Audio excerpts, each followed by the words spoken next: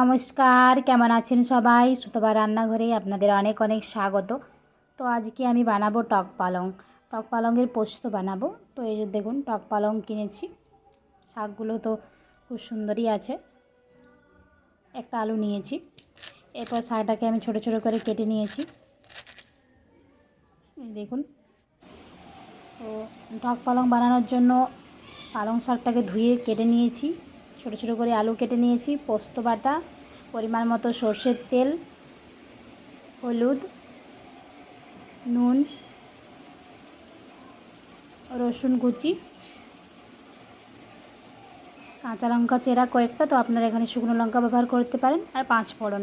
এই উপকরণগুলি লাগবে। শীষ পালং নয়, এটা টক পালং। তো এই দেখুন, কড়াই বসিয়ে দিয়েছি, পরিমাণ মতো সর্ষের তেল দিয়ে দিয়েছি। তেলটা গরম হয়ে এলে এরপর 5 ফোড়ন দিয়ে দিতে হবে। 5 ফোড়নটাকে একটু নাড়িয়ে চাড়িয়ে নিতে হবে। এই দেখুন, 5 ফোড়ন দিয়ে দিয়েছি এখানে আমি।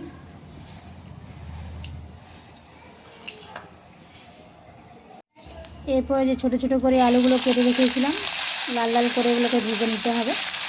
দেখুন, দিয়ে দিয়েছি তেলের মধ্যে পরিমাণ মতো নুন আর পরিমাণ মতো হলুদ দিয়ে এটাকে লাল লাল করে ভালো করে ভেজে নিতে হবে। নুন হলুদ আমার এখানে দেওয়া হয়ে গেছে। তো এবার একটু নেড়ে নিতে হবে এগুলোকে। টক পালংয়ের পোস্ত যদি বাড়িতে না বানিয়ে থাকেন তো অবশ্যই বানাবেন। সেটা তো খুব সুন্দরই লাগছিলো। আপনারা অবশ্যই এবার বাড়িতে বানাবেন। এই দেখুন, একটু নাড়িয়ে চাড়িয়ে লাল লাল করে এগুলোকে ভেজে নিতে হবে। দেখুন, লাল লাল করে আলুগুলো ভাজা হয়ে গেছে। তো এরপর আমি একটা পাত্রের মধ্যে এগুলোকে তুলে দেব। এই দেখুন, তুলে নিয়েছি দেখুন। এরপর রসুন কুচোগুলো তেলের মধ্যে দিয়ে দিতে হবে। একটু নাড়াচাড়া করে কাঁচা লঙ্কাগুলো দিয়ে দিতে হবে এর মধ্যে। এই দেখুন, ভাজা ভাজা হয়ে গেছে। এরপর কাঁচা লঙ্কাগুলো দিয়ে দিয়েছি এর মধ্যে।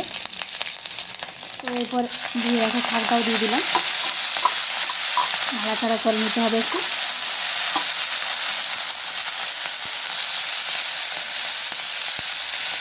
দেখুন, নাড়াচাড়া করে নিয়েছি শাকটাকে আমি। এরপর ভেজে রাখা আলুগুলো ওর মধ্যে দিয়ে দিচ্ছি। এরপর আবারও ভালো করে নাড়িয়ে চাড়িয়ে মিশিয়ে দেবো।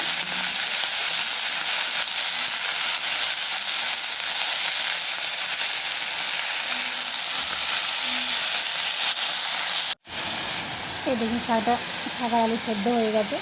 তো এরপর বেটে রাখা পোস্তটা আমি দিয়ে দেবো এর মধ্যে।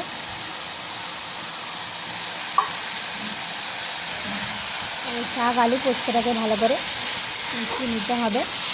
এই দেখুন, নাড়াচাড়া করে ভালো করে আমি মিশিয়ে নিয়েছি। পোস্ত দেওয়ার পর কিন্তু খুব বেশিক্ষণ ফোটাবো না, 2-3 মিনিটের মতো ফুটিয়েছি।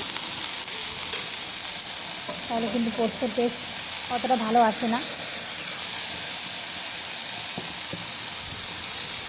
এরপর অল্প কাঁচা সরষের তেল উপর থেকে দেবে, টেস্ট খুব সুন্দর হয়। এই দেখুন, টক পালংয়ের পোস্ত কিন্তু রেডি হয়ে গেছে। কত কম সময়ের মধ্যে এটা তৈরি করা যায়। তো প্রতিদিনের খাদ্য তালিকায় অবশ্যই আমাদের শাক রাখা উচিত। শাক খাওয়া শরীরের জন্য খুবই ভালো। তো আপনারা একবার বাড়িতে অবশ্যই বানাবেন টক পালংয়ের পোস্ত। এরপর গরম গরম ভাতের সাথে পরিবেশন করুন। আমার ভিডিওটি যদি আপনাদের ভালো লাগে তো অবশ্যই একটা লাইক, কমেন্ট, শেয়ার করবেন। আজকের ভিডিওটা আমি এখানেই শেষ করছি।